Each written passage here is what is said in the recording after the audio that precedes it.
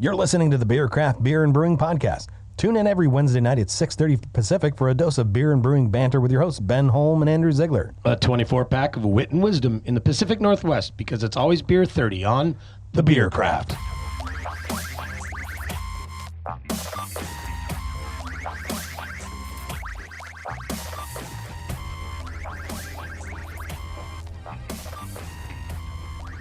Welcome back to the Beer Craft, where learning about beer should be as much fun as drinking it. I'm Ben Holm. And I'm Andrew Ziegler. Today we're going to the dark side. It's stout season, baby. The days are short, the beers are dark, and the ABVs, well, sometimes they're through the roof. And so sometimes not so much Guinness. Speaking of Guinness. All right. Speaking of Guinness, I just happen to have some right here for... All right. For you know what time it is. What time is it? It is beer... It is Beer 30. Attention! Vacation's over, and from now on, you will brew when you please, and the first and last words out of your little brewer's mouth will be, I need a beer. Capiche? Sir, yes, sir! If you ladies leave my store, if you survive my special brewers unit training, you will be a home brewer. You will be a minister of beer, ever praying for more beer. Do I make myself clear? Sir, yes, sir! Learn to brew with Northwest Brewer Supply. Classes are available today at nwbrewers.com. Hi, folks. It is Wednesday night right here in the studio. It is time for Beer 30. I am cracking open some stouts. Yeah. Complete with the widget here. All right. Going straight into the can, just like that, as like per the that. instructions. Okay, draughts. This is the draft can system. You just pour it up. And until it comes up, and then you're just gonna let her Just fill fill the can up. Yeah, and it's still gonna take about 120 seconds just to clear out. But this, That's Guinness pretty Stout, close to what it looks like in the bar. That's right, and it's just a It's little got bit a nice drags waterfall. Doesn't have maybe the crowning head cap that a proper draft pour would, but you get the full cascading effect here. Yes, sir. And you'll notice, starting to notice that Guinness isn't actually black. Creamy. Yeah, it's part of their advertising. It's not actually a black beer. It's red. It's a really, really dark red.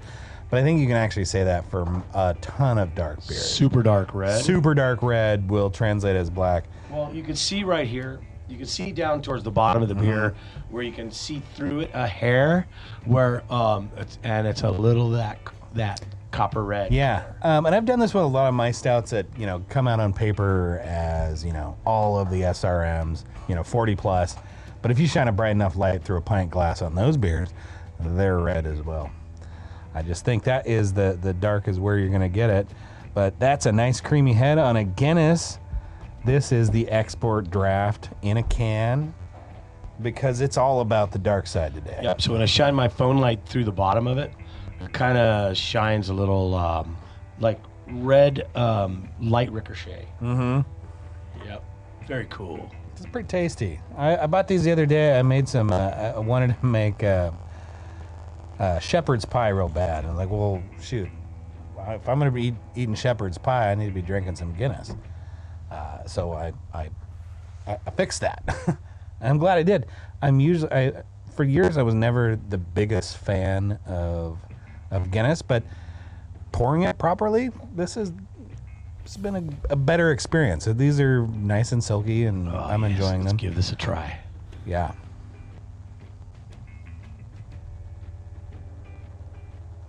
Get my milk mustache. Mm-hmm. That's so good. I was gonna trim it up. Nice but I was like, tan, nice and tan, kind of really dense head on it, sticking up Yeah. very well. And it's a whitish tan. It's a whitish tan, yes. Yeah, definitely. and so they have a special roasted malt that they use that does not impact head color to the degree that some of the domestic products would have. And I found it. I can get it. I've been toying with bringing it into the shop because it's one of those hallmarks of a Guinness stout is the white head. This one is kind of coming in a little tan, but it's pretty white compared to in a dark beer this dark. Yes. Yeah. I mean, it's sitting here next to a piece of paper, and it's you can't compare it. Can't help it, but it's white, definitely white, and Yeah. and thick, dense. Yeah. And it lasts all the way to the bottom. I tested that theory twice the other night. And I love a Guinness.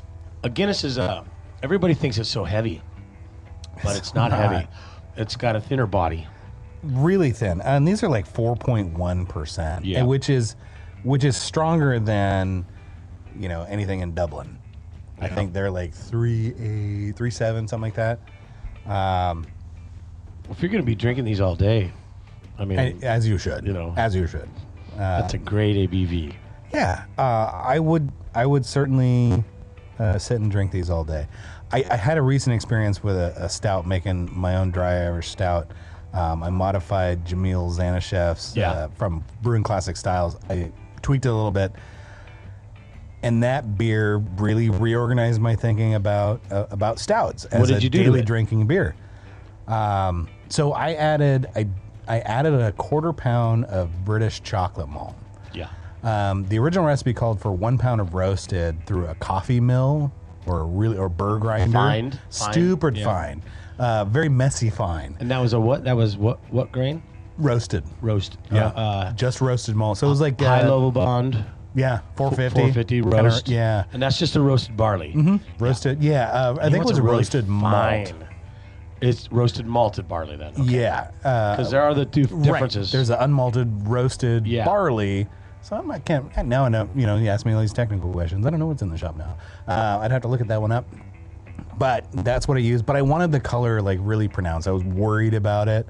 Right. So I milled down a 1/4 pound of British chocolate, and I really liked the British chocolate has a better chocolate profile. Right, flavor. And it wasn't. The beer didn't come out like a Hershey's bar. It finished dry and crispy, and the chocolate notes were kind of like those bittersweet. Made me want to drink a lot and drinking kind of stout hot, in August. Kind it of was hot chocolatey. Yeah, it was kind of hot chocolate. It was really good. I couldn't stop. So, as a daily drinking beer, like I get it. Yeah. I joked at the start of the show that it's it's stout season because the sun goes down, and shit, a lot of people just seem to think dark beers for winter, but man, the right dark beer we'll drink every day. Right. So one grain that I'll put in a stout is the it's not midnight wheat, but it's the same roasted barley, the black barley. Mm-hmm. I think it's roasted black barley, super dark. Yeah. What is that one? Is it a deep bittered variety? No, I think it's just the. I think it's just like the 500. Yeah, that'd be like a black barley. Black barley. Yeah. Black. Is that a black malt? Black malt. Yeah, it would be malted. I think it would be like the black patent varietal. Okay, black patent. Which is interesting. We should talk about tonight. The black patent malt. We'll get into that. We'll get there. All right. Yeah. Sounds good. I like that. Yeah. Gives a really dark beer. It's cool. There's a host of, I mentioned the de-bittered ones. I've used those before when I don't want a ton of roast character, or I just need to push the color spectrum a little bit more. But for something like a porter or stout, I need that roast. I want that roast. I got a fever for more roast. Well, you need roast when you're trying to nail the style. Yeah. Because if you don't have the roast, then you have you got something else. A porter. Yeah. Well, a stout technically is a porter with roast. Well, maybe you start out with a porter. It's a stronger porter. Are they two different styles in the BJCP? They're classified as two different styles. Are they in the same kind of general number? Well, if you look at the composition of porters and stouts, you've got very similar profiles in terms of ABV. These days, modern interpretations, they're similar in components, hops, yeast, color ranges, flavor ranges, and you might have sweeter versions of porters, but you might have sweeter versions of stouts as well. So Definitely. What I was originally trying to do was come up what are the differences between these porters and stouts. And that's what tonight's show is all about. That's what we're going to be talking about. Yeah. All right. So, under the same category number 20, American Porter and Stout. Yeah, 20A and 20B. and 20C from Imperial. Oh, you get it, yeah. And we're going to talk about a bunch of those different kinds of stouts tonight. Because there's a lot. Not as many porter varieties, but there's definitely stout has been the thing. Well, anything else you want to talk about? The draught. Just in draft. The draught Guinness. Yeah. So I actually pulled one of these open. I cut the top off the can to take a look at what the widget looks like, and it's just like it's about a little smaller than a golf ball piece of plastic in there that was packed full of nitrogen, and that's what gives us our beautiful creamy finish. Look at the head still there. The lacing on this glass is fantastic. Sticking around. Coating it. It has. I see you've taken 3 drinks. You can tell by the rings. Yes, I can. And you can tell they were very good because the height of those rings, if it was good beer, you'll have fewer rings and they'll be wider apart. Right. That's what The slower the beer is drank, the tighter the rings. Right. Smaller sips. Yeah. So if has a big mouth. If the beer's gone in a couple drinks, you only got 3 rings. Must have been really good. That's a circus. Oh, feeling that beer now. It's only 4.1, and I know, but I didn't eat dinner. I'm gonna sit here and eat. I'm gonna eat right in front of the audience. Gonna eat like I'm the only audience you don't want to see that. Like he chews with his mouth up. He does not. Man. I'm kidding. I got me a poke bowl. Poke bowl from Poke Oasis. Oh man, that's a great Burlington, spot. Washington. It's really good. Yeah, really good. The stand-up place. I got the salmon, super salmon, or whatever it's called. Yeah. Oh, and the guy in there, he's probably the owner.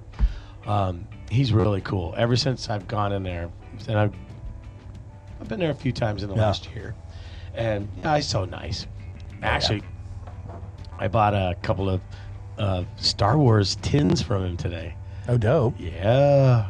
I was looking through he had a whole bunch of toys from Oh, that's right. He's Japan. got a bunch of little collectible and tchotchke stuff. He had a box with the tins, like that tin over there with the beer tins, with this little tin signs. Very cool. Yeah.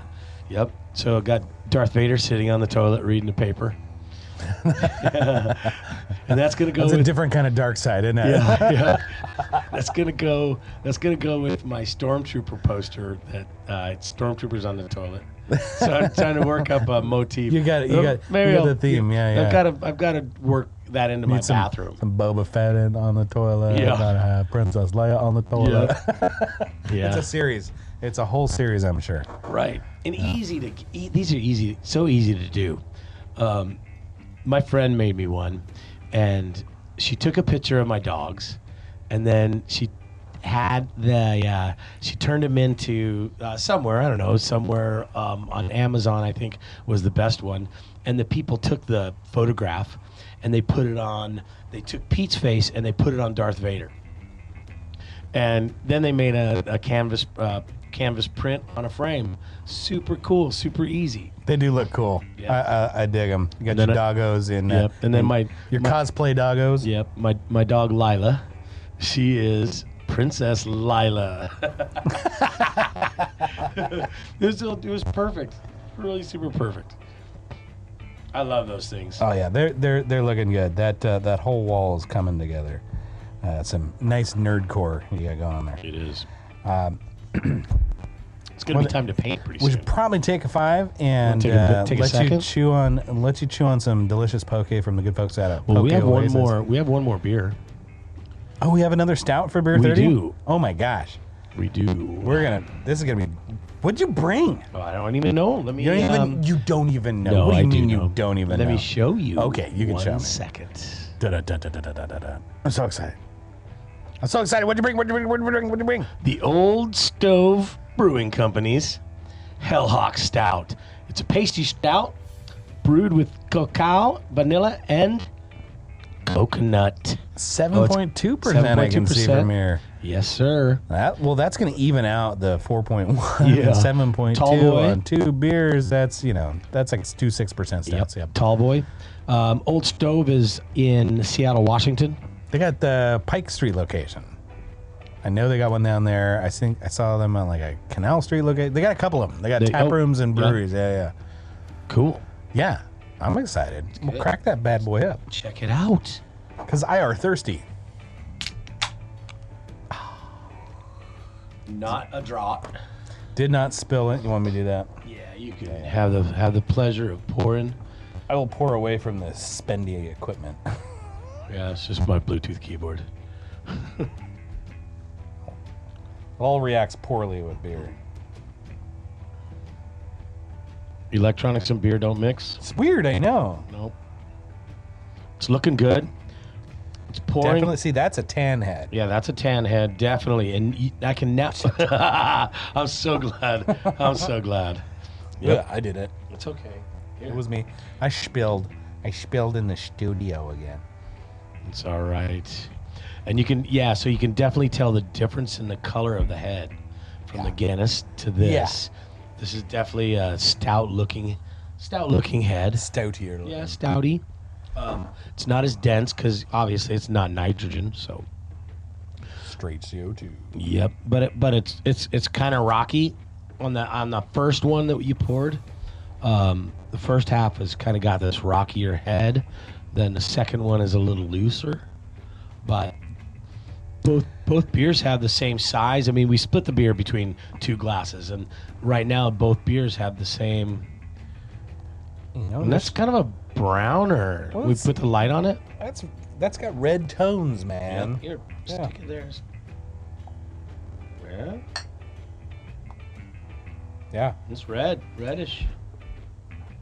I think all black beers really dark. are red. They're really They're red. Just really red. Yeah. Yeah. Possibly. Yeah. Well, I guess I have to drink the damn thing now that you Let's try it. didn't get all dressed up for nothing. Cheers. Cheers. Good aroma. Ooh, I can smell that. That smells really good. It does.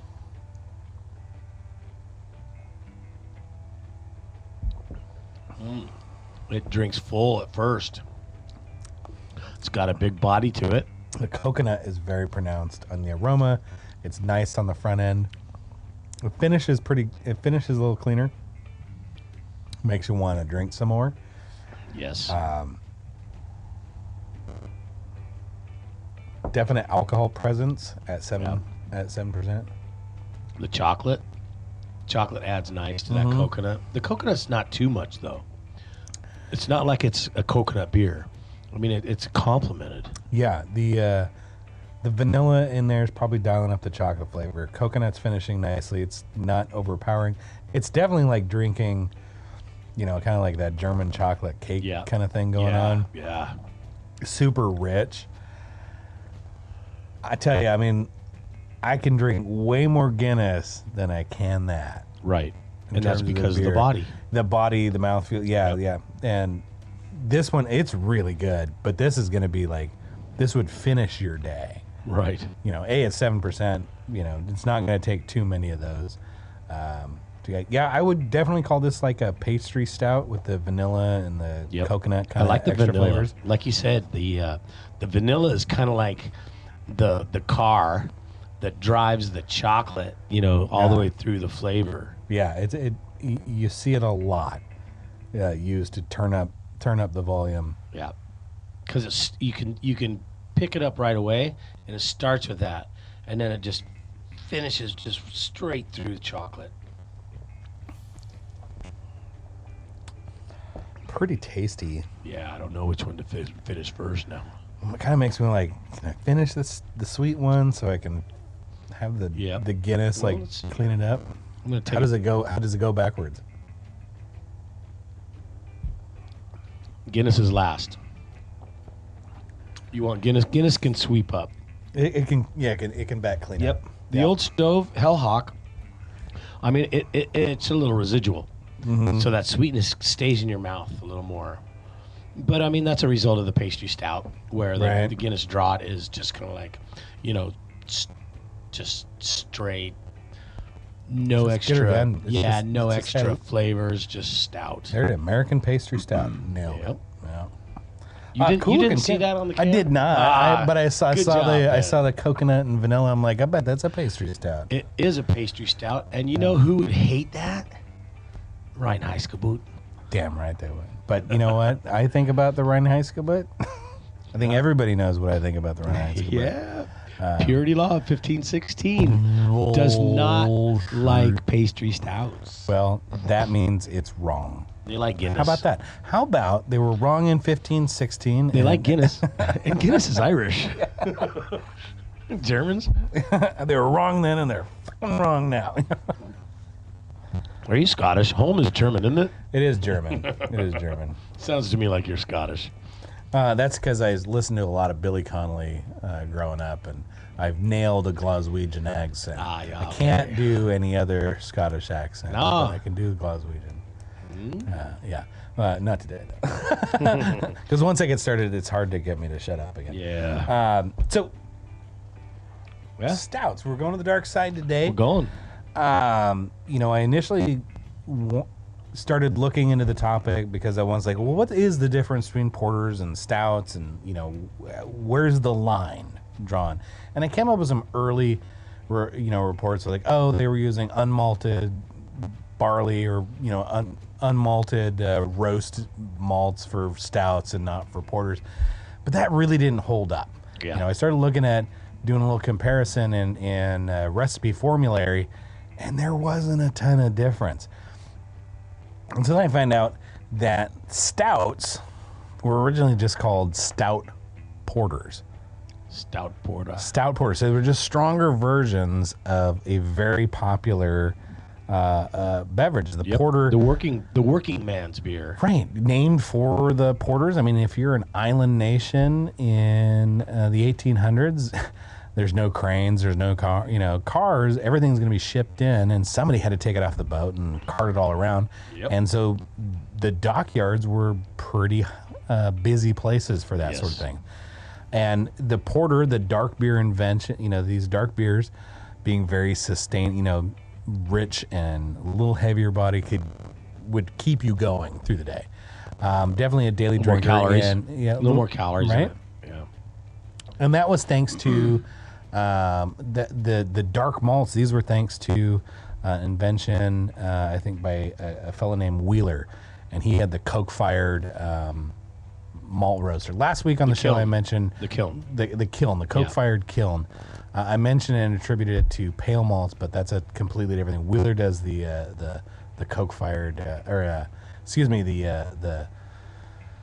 he does the dark stouts brown. are kicking in. Yeah, the stouts are already kicking in. But it was Wheeler gives us the dark black malts for the first time. The pale malts came, because we can kill them now. Yeah, they got really dark. Yeah, instead of just roasting, frying them. Yeah. And so we got pale ales come out, and then you get dark beers following suit. And the porter was kind of this cool, like everybody could drink this. It was a daily drinker for everybody. Yep. Kind of a novel. And then they made stronger versions of it. Right. And they called them stout porters, which is why you don't see an imperial tag on porter. Like you get imperial stouts, which is even stronger. No imperial porter. Imperial IPAs are even stronger. And is there a reason for that? We should talk about that. Well, to say that the imperial porter doesn't exist because it was called a stout porter, and stout just meant bigger. Stout. It's stouter. Stouter. It's bigger. It had higher ABV, a little more roast profile. And so originally the stouts were stronger than the porters. Right. Now stronger in alcohol. And body, mouthfeel, everything. Flavor. Yeah, they were bigger beers. They had a lot more of the roasted malts in them. Yeah, and that really started, but that didn't last. But the stout was just the bigger version. It's like calling it like an extra IPA. Right. It's an IPA. No, it's like more, or an imperial IPA, it's right? It's like the IPA compared to the pale ale. Yeah. So you started with the pale. Now I'm going to throw the hops in it. IPA. I'm going to start with my porter, and I'm going to put some roast in it, and bump up the ABV. And yeah, and they called them stout porters, and eventually they just stopped calling them, or the marketing departments just called them like, well, I'll have a stout or I'll have a porter. The marketplace, the marketplace sort of differentiated between stout and porter versus stout porter being stronger. So we just dropped the porter from the name stout, and they look like two different things. Yep. And that would sort of last in the scene up until like the war years. So World War II in particular, World War I, World War II in particular, did a lot of economic damage, and the porter kind of fell by the wayside as a style. But the Irish stout was going strong. Guinness had been doing the program for a while, but they started turning the volume down or turning the ABV down on the beers. So the stoutness of a stout was no longer about being big. It was the style now. And so we had roasty beers, and these are clocking in at like 4.1%. Right. For a style that was originally supposed to be stronger than a porter. But we want to drink more of these. I do too. Because they're good. I do so too. keeping that ABV down affords me that. And then you don't have, you don't have the working man coming and getting all wasted. They want to come and drink all day or all afternoon, night. You could after have work. At 4.2%, you could have 2 of those, and that felt good. Right. For your lunch break. So the brewery got to sell lunch. more. They're lunch. Yeah. You better be drinking low ABVs. Yep. So history, it's a bit of a winding road, and pale malts, darker beers, kind of like, or trading places on descriptions and names, kind of thing. Stouts get to survive this winding road to a degree that porters didn't. That being said, porters got a comeback when we got into it in the States. We have brewers like Deschutes Brewery making excellent porters. Black Butte porter was fantastic. Super popular. Started to put that style back on the map. It got really, really popular. I mean, we had the Deschutes NA beers. Really super good. So of course they're going to make a good beer. Oh, yeah, absolutely. I love that Black Butte. So the porter is supposed to be like a light roasted flavor, where the stout is with some other complexity, darker, heavier roasted. I do tend to see more of some sweet malt backbone in a lot of porters, which I quite like. So malty and rich, and some roastiness, some chocolatiness flavors, and like a 5 to 6%. We'll do a porter show. Absolutely, I love porter. But those beers. Now I remember. Excuse me. I remember reading, and my dyslexia, and I can't remember everything exactly correct. So I remember reading about the Shilling porter. I think it was the porters that were sold by the Shilling in London, I think.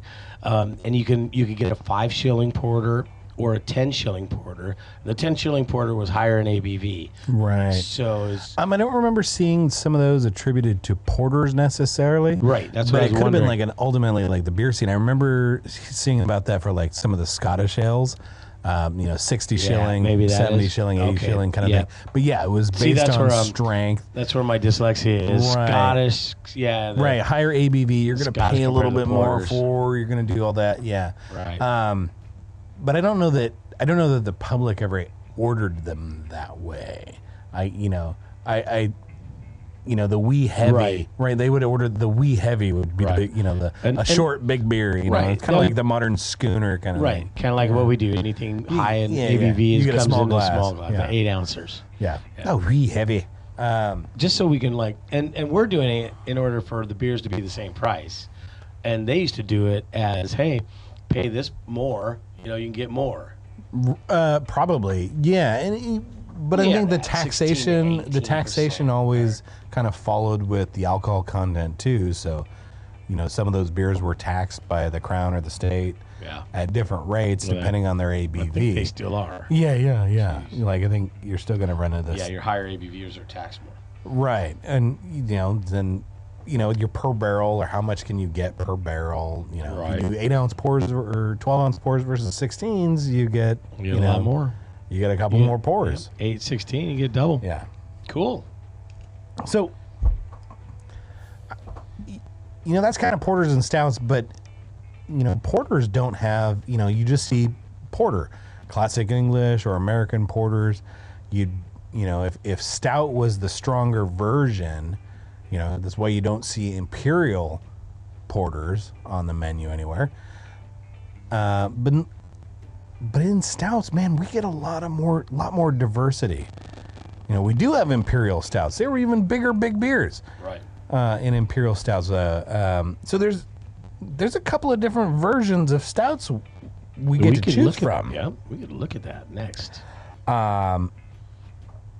So probably the biggest one I ever hear about as a homebrew shop owner. Well, as a homebrew shop owner, you can give me a great segue because I think we need to hear from our sponsor. We can take an ad break right here and then come back to it. I think exploring some stout sub-styles is a great idea, and let's do that. Let's take 5. Yeah, we'll come on back. Let's do that next, and we'll unpack we'll unpack the stout subset list for you. Here we go, folks. Thank you, and thank you for joining us on Beer 30.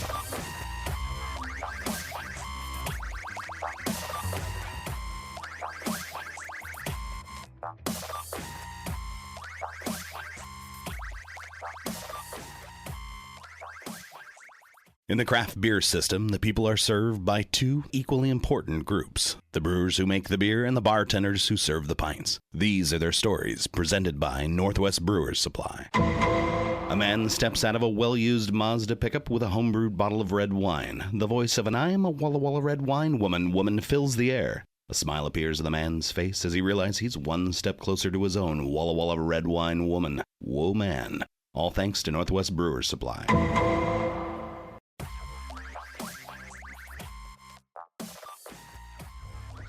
All right, welcome back, folks. So let's get into it. Stouts aren't just one thing.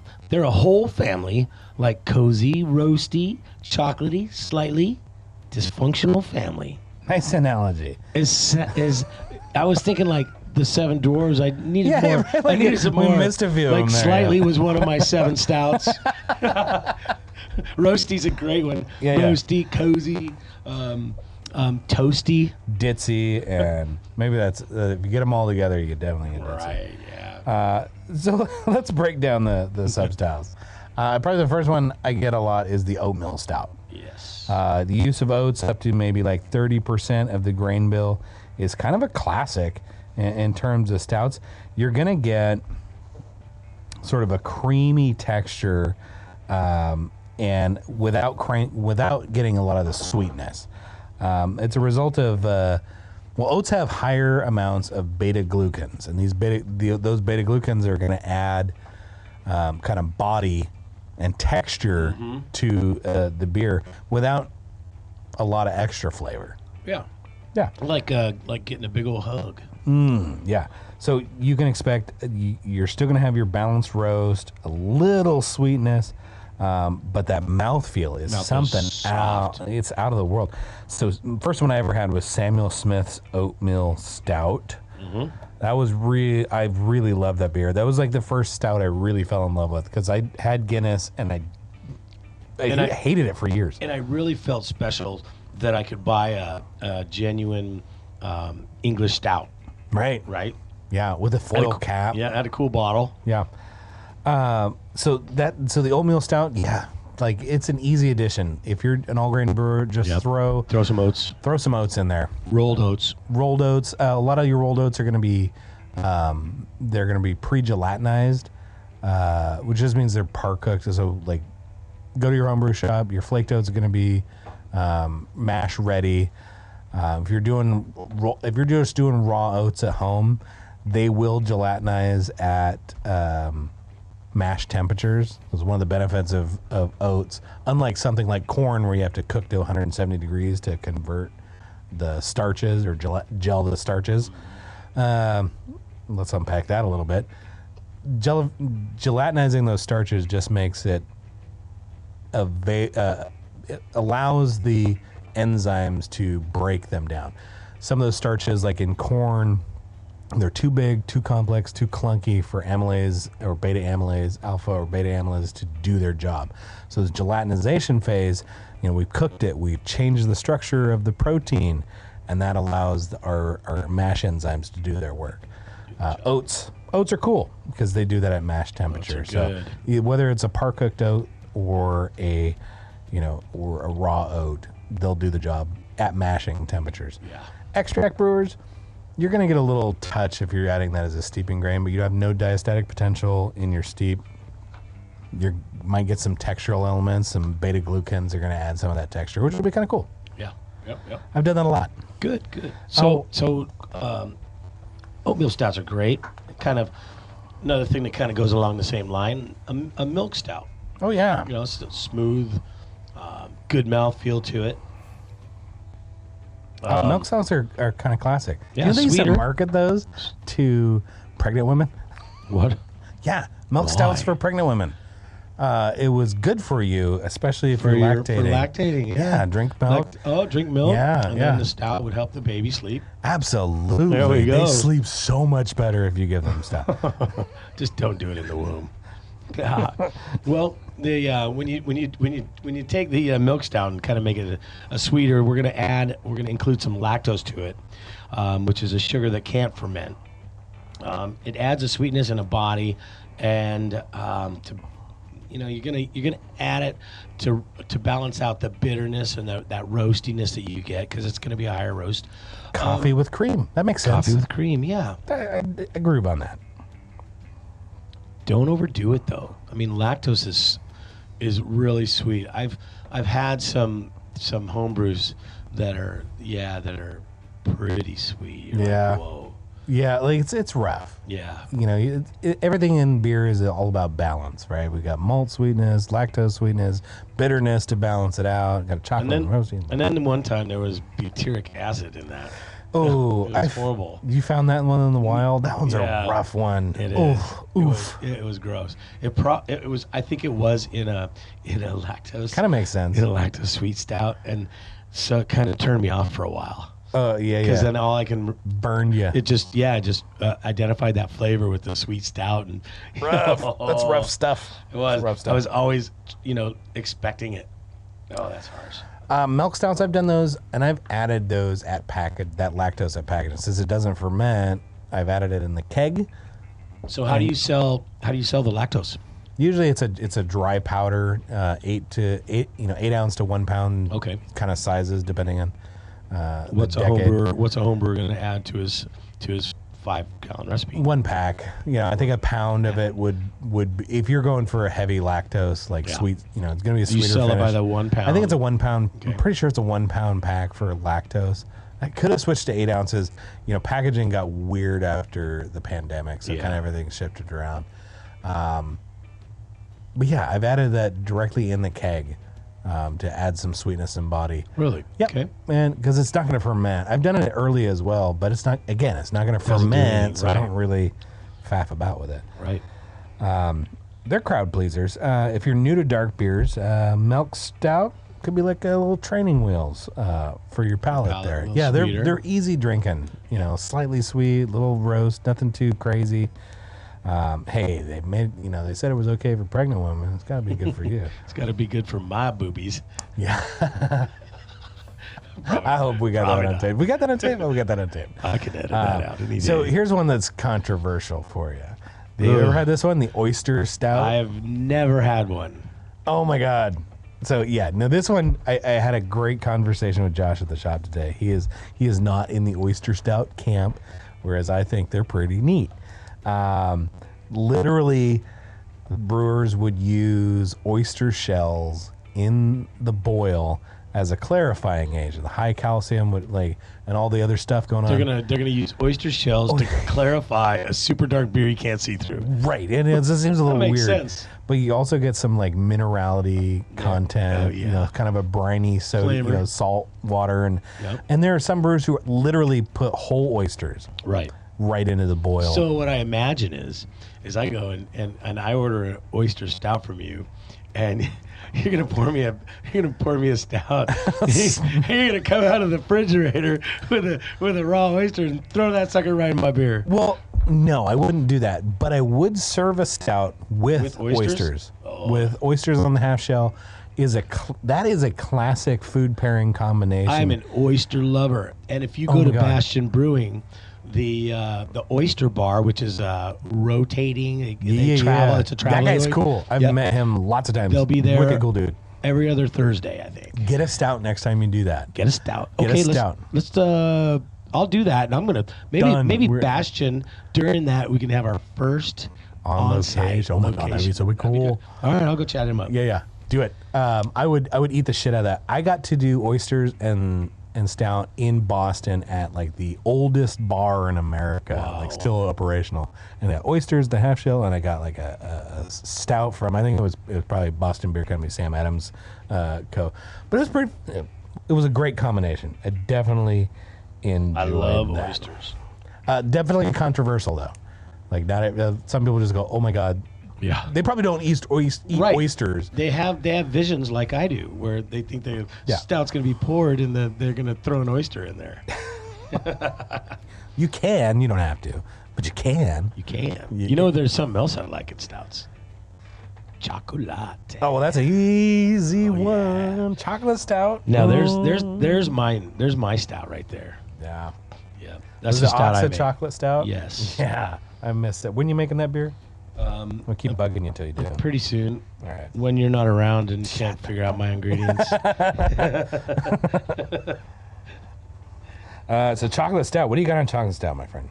Chocolate stouts don't usually contain actual chocolate. Instead, they get their flavors from chocolate malt, which is roasted to bring out the cocoa notes, and the rich cocoa light and cocoa light, the rich cocoa cacao. Cacao. I always get that wrong. Yeah, I know. I'm not a verbalist. The cacao from roasted chocolate malt, like the Simpsons chocolate malt, is a game changer. That's what I use. That is a fantastic malt. I'm not sure if I've used Simpsons every time, but the British chocolate malts are that's where they usually come from. Fantastic. Yes, sir. Fantastic. They were a game changer for me on my stout and porter game for sure. Yeah, and you could throw some cacao nibs. Cacao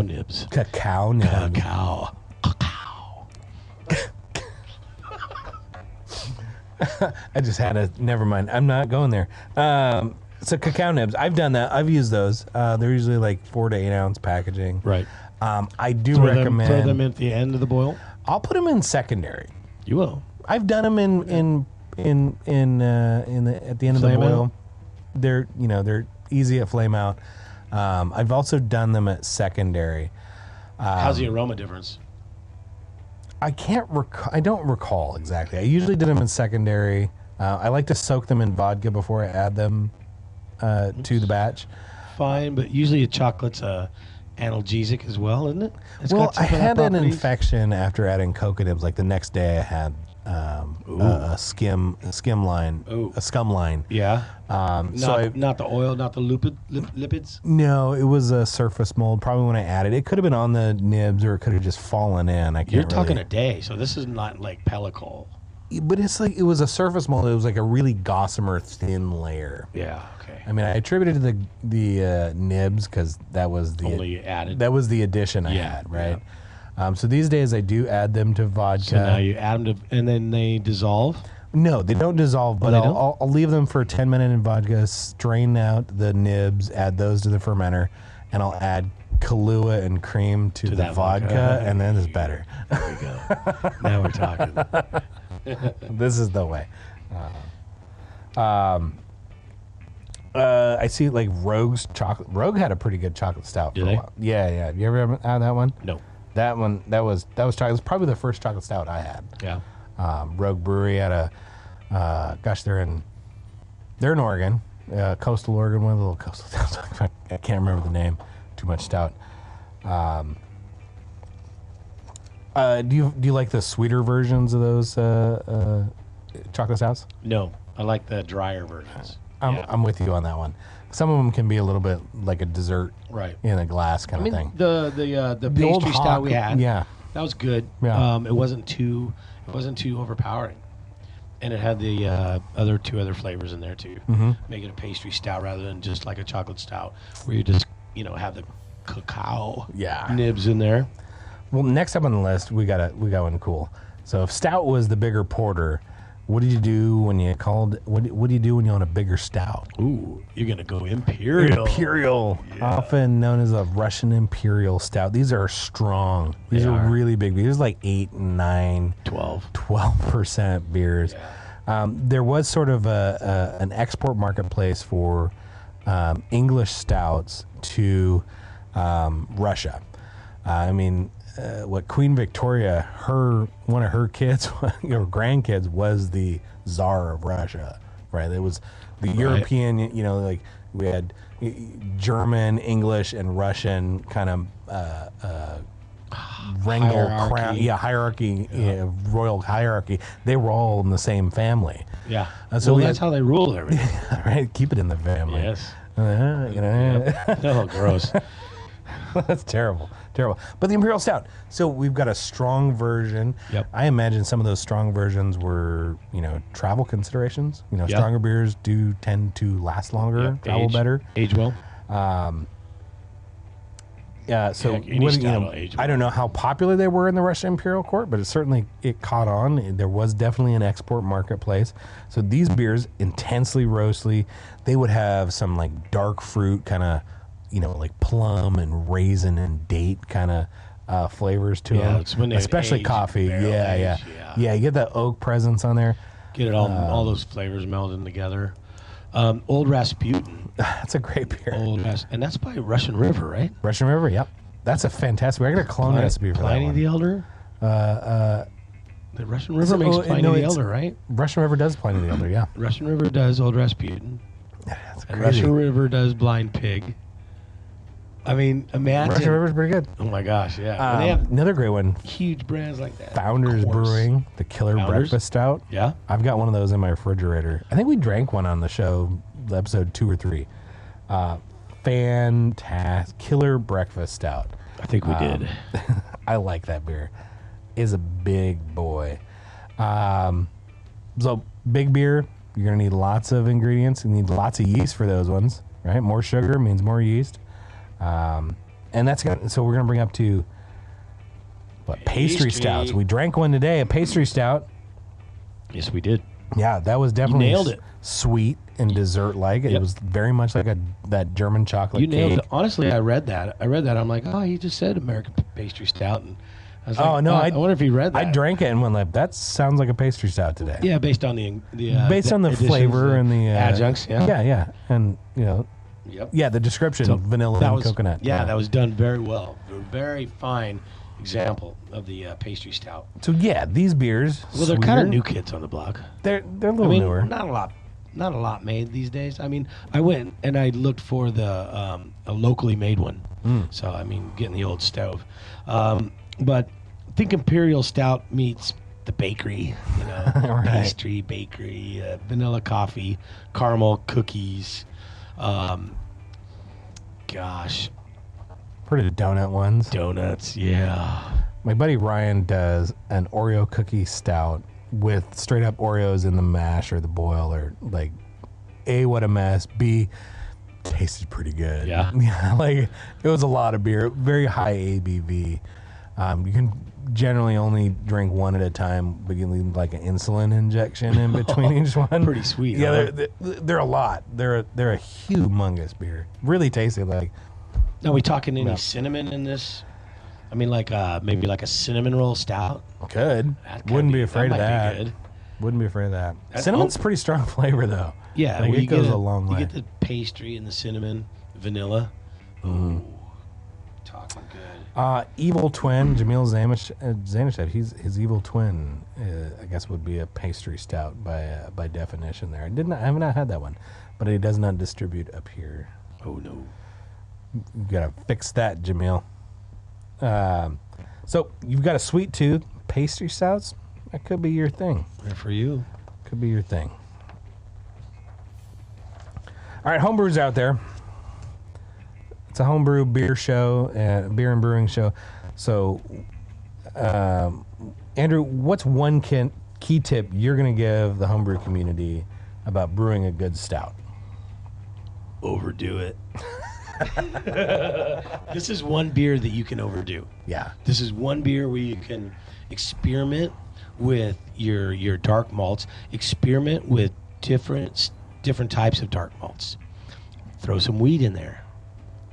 Experiment with some dark wheat, some of that midnight wheat. There is a lot of backbone to like play with a lot of different elements. Yep. Yeah.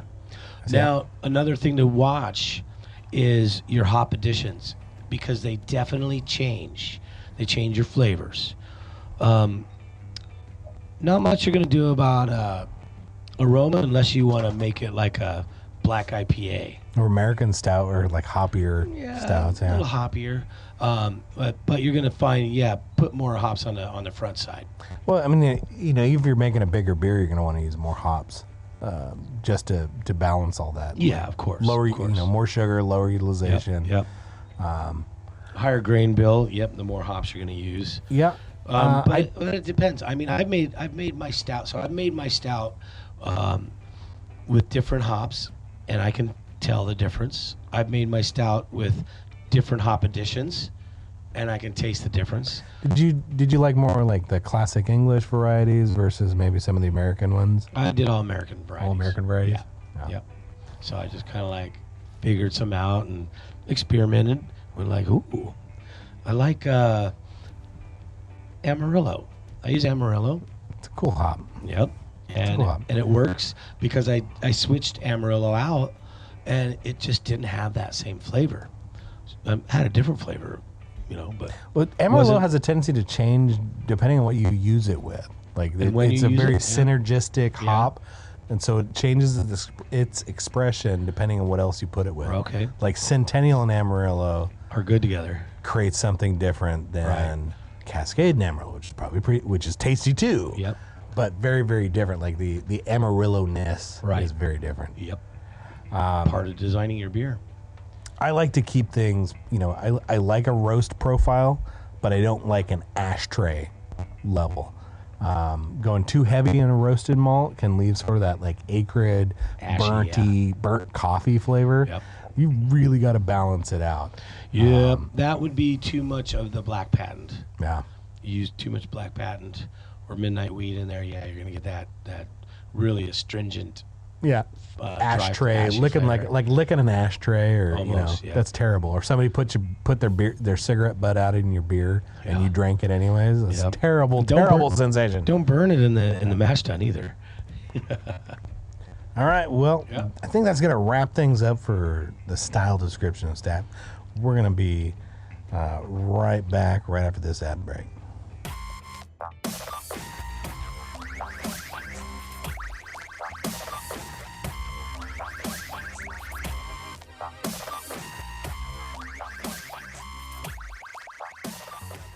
Long before your modern-day home brewer, ancient civilizations used song and prayers to preserve and share their favorite home brewing recipes. Today, they use Northwest Brewers Supply for their knowledgeable staff and economically friendly beer starter kits designed to start and keep you brewing deep, flavorful beer at home. Whether you're an experienced home brewer or looking for a new hobby, Northwest Brewers Supply in Burlington is here to help you start and stay home brewing. Visit them on Facebook or at nwbrewers.com for information on upcoming events and classes.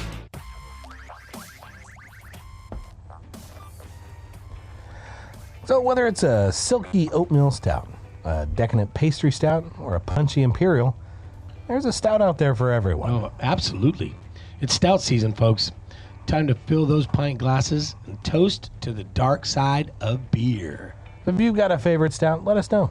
Tag us at the Beer Craft Podcast. Till next time, keep brewing, keep drinking. Cheers, everyone. Thank you for joining us on The Beer Craft.